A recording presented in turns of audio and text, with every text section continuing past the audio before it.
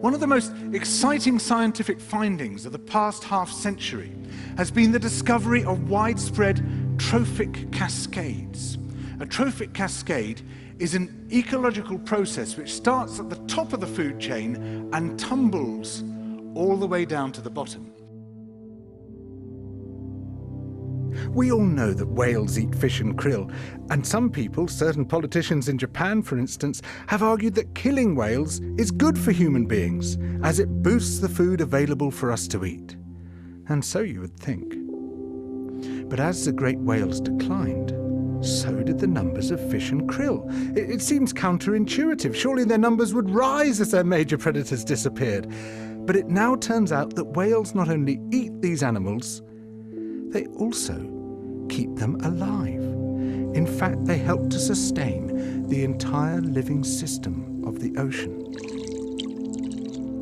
Whales feed at depth in waters that are often pitch dark, and then they return to the surface, to the photic zone, where there's enough light for photosynthesis to happen. There they release what biologists call fecal plumes, vast outpourings of poo, poonamis. These plumes are rich in iron and nitrogen, nutrients which are often very scarce in the surface waters. And these nutrients fertilize the plant plankton that lives in the only place where plants can survive, the photic zone. Fertilizing the surface waters isn't the only thing the whales do. By plunging up and down through the water column, they also keep kicking the plankton back up into the photic zone, giving it more time to reproduce before it sinks into the abyss.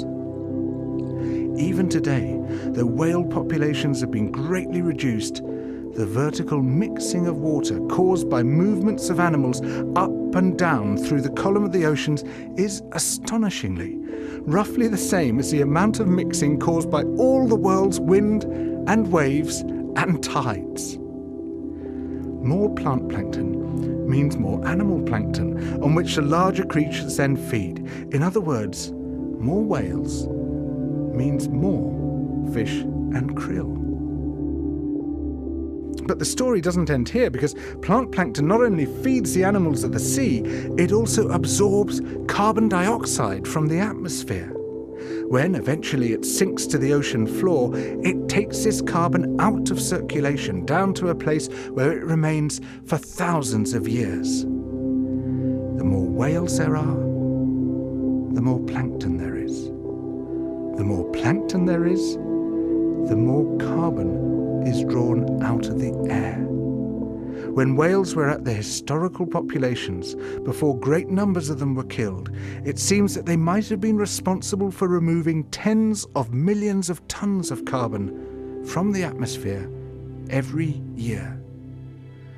Whales change the climate. The return of the great whales, if they're allowed to recover, could be seen as a benign form of geoengineering. It could undo some of the damage we've done, both to the living systems of the sea and to the atmosphere.